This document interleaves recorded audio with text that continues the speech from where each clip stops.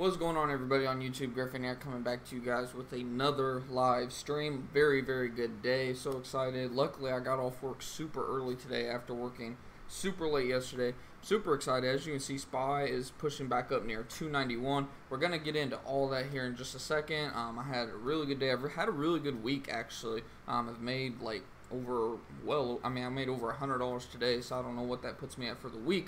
But, either way, we're doing really good so far this week. And pretty much, like I said, what do I keep saying? Just play SPY. Keep it simple. Why fix what's working if it's not broken? Like, why try to be over sophisticated? Keep it simple, stupid. Buy the dip, sell the rip.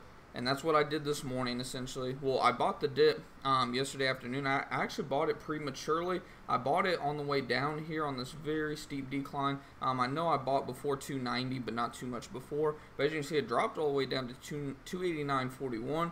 So I sold the rip this morning, however, for a really good return, actually.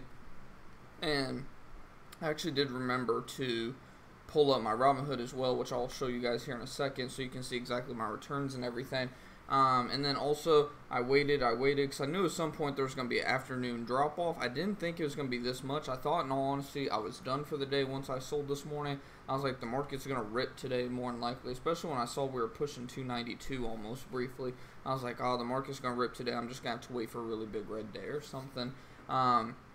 But sure enough, like clockwork, we had a pretty decent sell-off. I wouldn't say sell-off. A decent pullback going into the end of the day. I bought the dip right around 290.51. Not exactly like I didn't buy in at 290.51, but that's when I placed my calls that I'm holding right now. The ones I'm holding right now, we'll go over here to Robinhood. The ones I'm holding right now are 292 calls. They expire on the 10th of October. How far out is the 10th of October, guys? It's like a week and a half, or actually it's almost 2 weeks.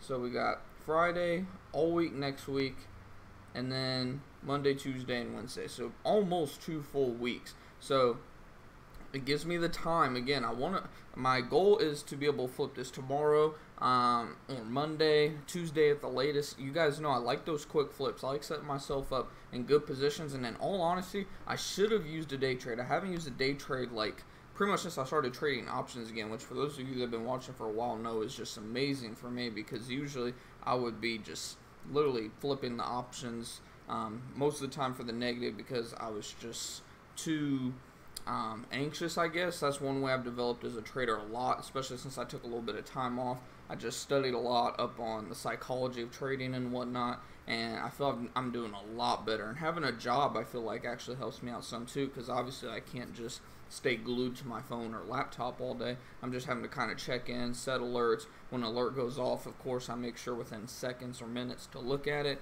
But it's keeping me out of fear, out of panic selling, so to speak, or buying at a wrong time, all that good stuff. So as you can see today, we had a really good day, up almost 50% overall in the account, and at one point we were actually up like dead on 50%, and this is what I'm talking about when I should have used the day trade, because as you can see, like I said, I sold earlier this morning, 10:45 a.m. Eastern, 9:45 where I am, so literally an hour after market open, I made most of my money for the day. But then, like I said, I saw the sell-off. You can see I bought in right at right around like 2:30, 3:30 Eastern, so around half an hour before market close. Market dipped a little bit further, but then it ended up making a big rebound right the last 5 or 10 minutes of market, as we all expected. Either dumps or it pumps up for like the last 5 or 10 minutes, and then the last minute all hell breaks loose, obviously. Give or take 0.1%, of course, but 0.1% when it comes to options is huge, as a lot of you probably know. But as you can see, I mean, I jumped up from 44% on the account overall to 50%. Why? Because these SPY calls actually went up over 11, I think maybe actually over 11 or 12% was my profit, and I should have used the day trade. I should have pulled the trigger, but at the end of the day, I didn't. I'm still up overall. Let's see. I think I'm up like 3 or 4%. Let me check. And obviously, it looks like right now, SPY is continuing to try to push up after hours. You can see we closed at 290.69. It's back up to almost 290 already.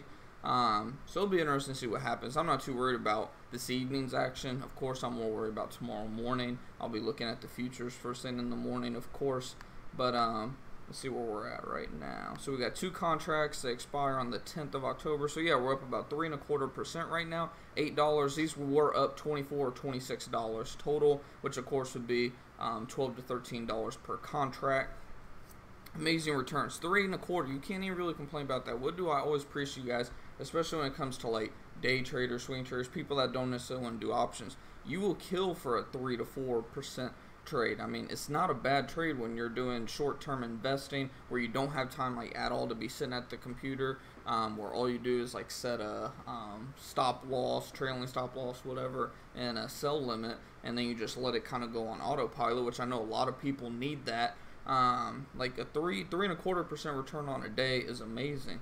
But obviously we're doing options here, and you can see, I mean, overall the option went up 9%. You can see at its peak though it went up, what, 54. That is the beauty of options, especially these like 1 to 2, 3 week out options. This one is just under 2 weeks out, right? That's like the middle. That's like what I love about SPY is you can literally trade SPY. The contracts go Monday, Wednesday, Friday. So if you think, okay, I think within the next 3 to 4 days we're gonna have a really big green day just based off of recent trends, then I would say, okay, let me go and do, if I think it's going to take roughly a week, I'm going to do a week and a half to 2 week out, which is what I did right now, and which is what I pretty much do. I don't want to bank on what's going to happen tomorrow, what's going to happen the next day.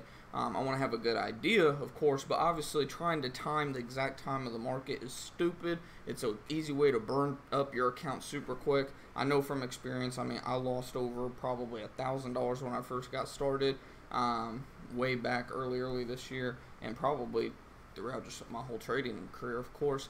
But now that I've kind of learned the ropes, studied like the psychology and everything, and know what works for me, I know that I'd like to do 1.5 to 2 week out. It's just a sweet spot, and knowing that I have that extra week, I used to only do 1 week or less than a week SPY options. Had terrible results. I mean, I had some really good ones at times, but then I also had some really bad results that just kind of outweighed the good, and then it led to panic selling, buying at the wrong time, all that. Where I feel like when you're doing a 1.5 to 2 weeks out, it gives you a little bit peace of mind, because if you see a really bad red day, you're not going to go, oh my god, and panic sell. You're going to be like, that's all good. I still got 9 market days. Plenty of time to make up that. Because what do we know about SPY? SPY is what? The spider ETF of S&P 500, SPX, pretty much.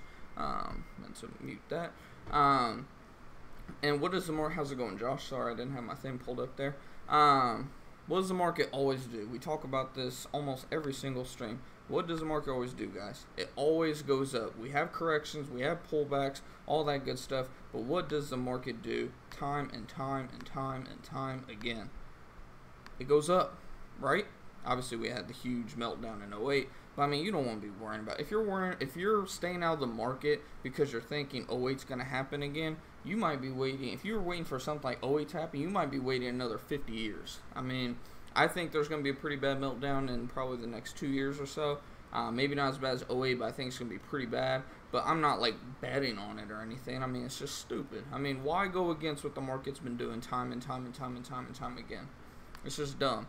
But anyways, you can see we're still pretty much kind of just right. I meant to zoom in a little bit further. You can see what do? We came below our trend line. What are we doing? We're going back up. Now, as for today, you can see we came up. I see a pretty strong resistance right around 291.75. I meant to mention that near the beginning of the stream, but I mention it now. 291.75. Pretty strong resistance right now, so we need to be careful. It might be trying to reverse and go down for a little bit. I wouldn't say like a correction or anything, because there's really nothing that's correction worthy, but we might be pulling back for a little bit. You can see obviously since we hit the highs, how long ago? A week ago now. We've kind of just had a solid red week, so to speak, the last 7 days overall. Even though obviously we were up today. I think today actually breaks a 4-day. I saw like a 4-day red day streak. So we almost hit a week in a row of just red.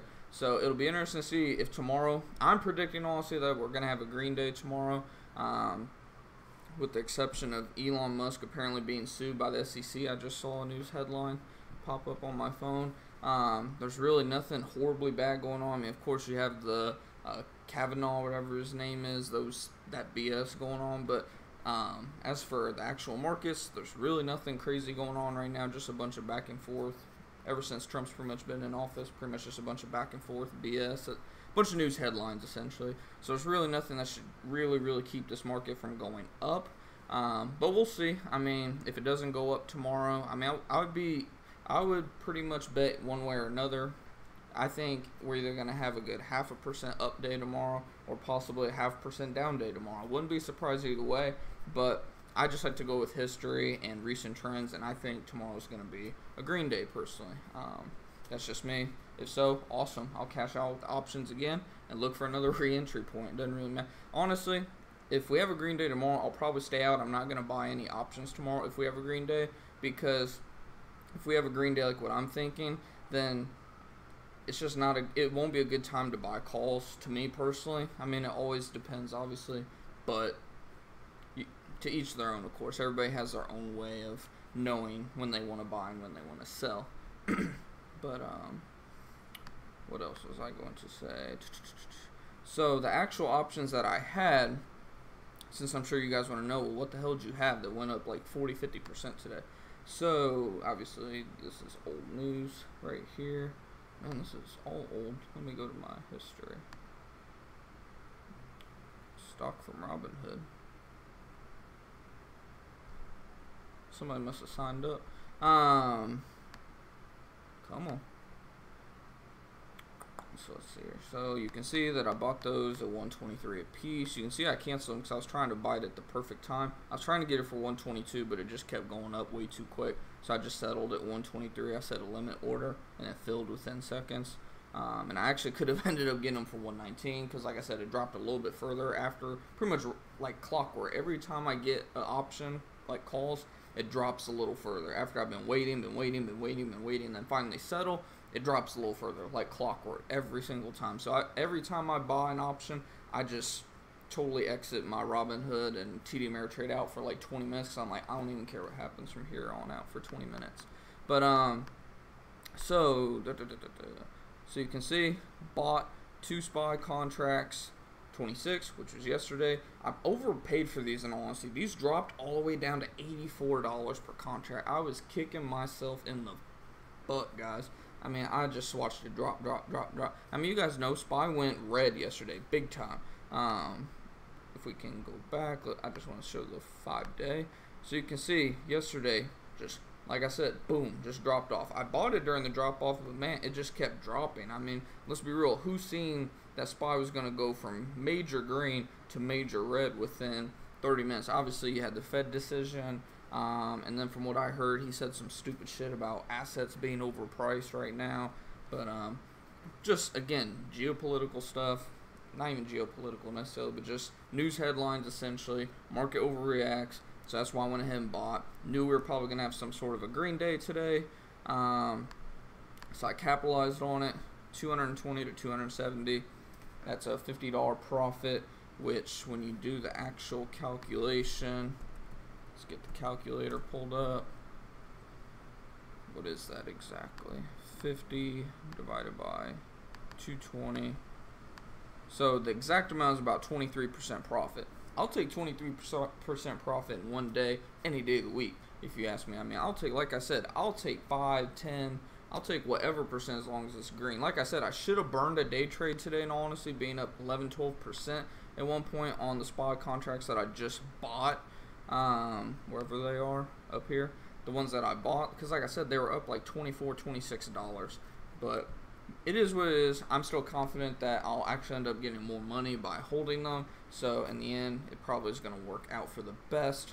But man, it's exciting. I mean, this market, this is like the best market to play. If you're not playing right now, you're missing out on so much, man. I mean, at least be doing paper trading. I mean, I can't stress enough. That just reminds me, I still need to do that option video for Keith. I don't think he's in the chat or anything right now, but he wants me to do like an option video for TD Ameritrade. I've never traded on TD Ameritrade. I just use it for charts because I love their charting and everything, but I've never used them. But man, yeah, good times right now for the market. I mean, I don't like shorting the market. Every time I try to put puts on the market ends up going up. So like I said, why try to go against history? I mean, you never know when no one ever knows at the end of the day when the market's going to go up, but it's even harder to predict when it's going to go down. I mean, you could do something like, what was that movie, The Big Short or whatever, where they betted heavily against the market, and then in a period of time the market dropped a ton, they made a lot of money. Like, if somebody just is like this, whoever cashed out on this it's just luck at the end of the day. Because I mean, what are the odds of somebody put a put right up here at 285 and then held it all the way down to 257? Odds are very slim. I just don't like betting against the market from a morally standpoint, and because I get my ass kicked every time I do. So it's one of those things. Why try to touch a fire at the end of the day? It's like, you like getting burned over and over. One thing I did see, though, near the end of the day, which I mentioned this in Discord for anyone that was paying attention in Discord, I noticed a pretty strong, zoom in a little further, a pretty strong support at 290.50. You can see we dropped below it like once or twice, but I mean, there is just a strong support there at 290.50. So that's one good sign. Another good sign when we look at our 5-day, I think I want to look at the 15-minute to make it a little more clear. No, that made it worse. When looking at our 5-day chart, we might be kind of double bottoming here, maybe, I don't know. So if you're one of those that like to do the whole head and shoulders, double bottom, double top, all that stuff, I believe in it to a certain degree, but at the end of the day, I don't. I just go based off of recent trends. I know over time the market always goes up. What goes down always goes back up when it comes to the market, with the exception of GE. But man, GE's having some issues. But yeah, I mean, it's good times, man. I mean, I wouldn't be surprised if the market next week, after this week being pretty sluggish, I would not be surprised if next week the market just comes out booming. Unless, if, like I said, there could be a possibility that we get rejected again and we keep going down for a little bit, but I'm not too confident in that. I mean, anything can happen at the end of the day, right? But I wouldn't be surprised if next week is a hell of a week and we end next week. I know I said this at the beginning of this week. I said like 294, 295, something like that, or maybe even 296. I don't remember now, but I think before long we're going to see new highs again for sure, all-time highs at that. So it'll be interesting to say the least. Let me check our stream real quick. I haven't checked up on that yet.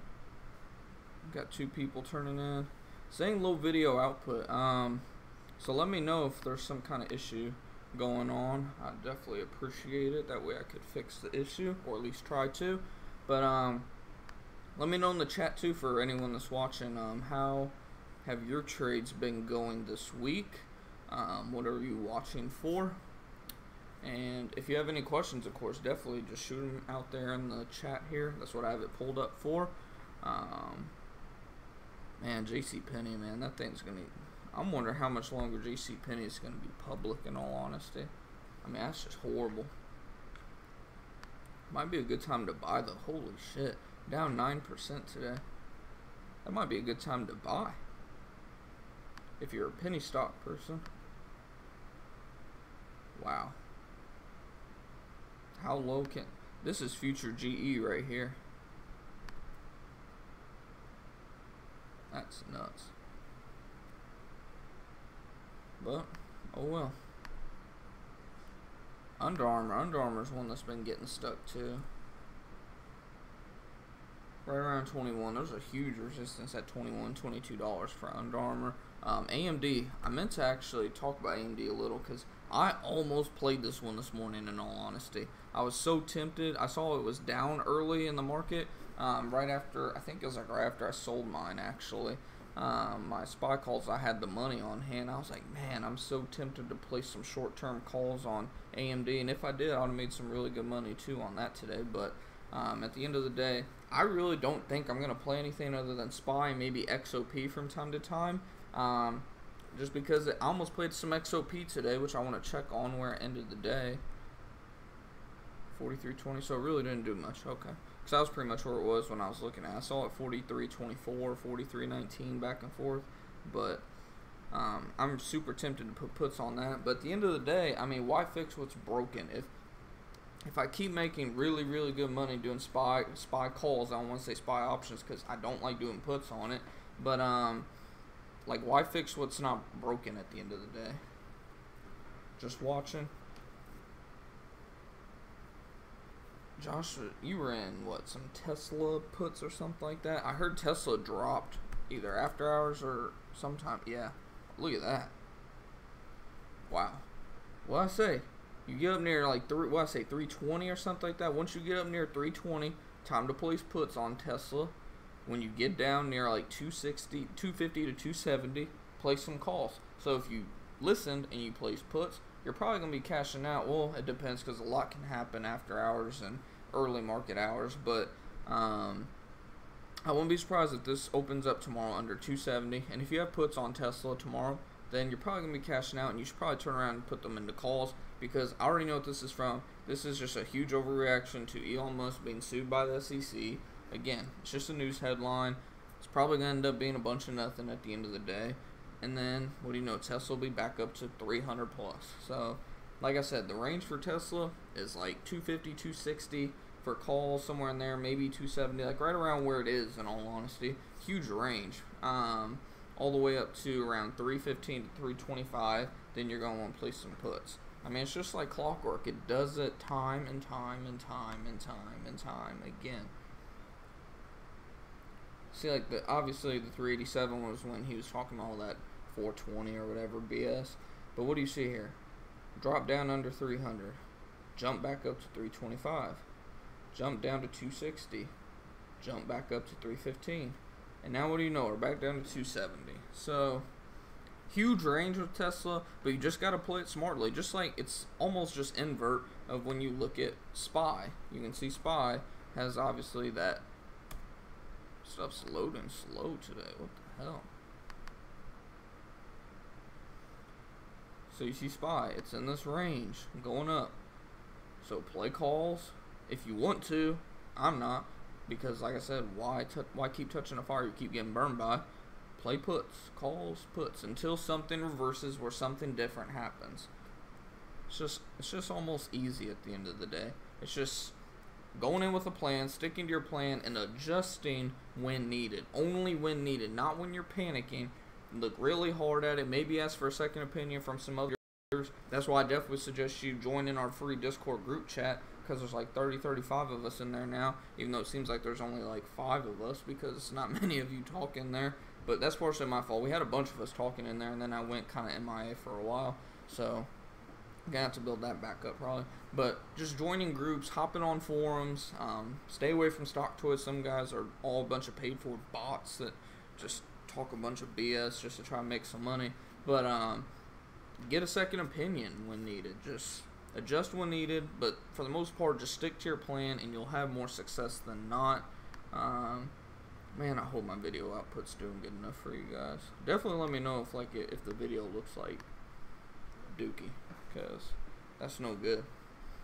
But I mean, with that being said, I guess I'll go ahead and just start wrapping the stream up. I don't want to make it like too long, like over half an hour or anything. I was just like super stoked with how good of a day we've had.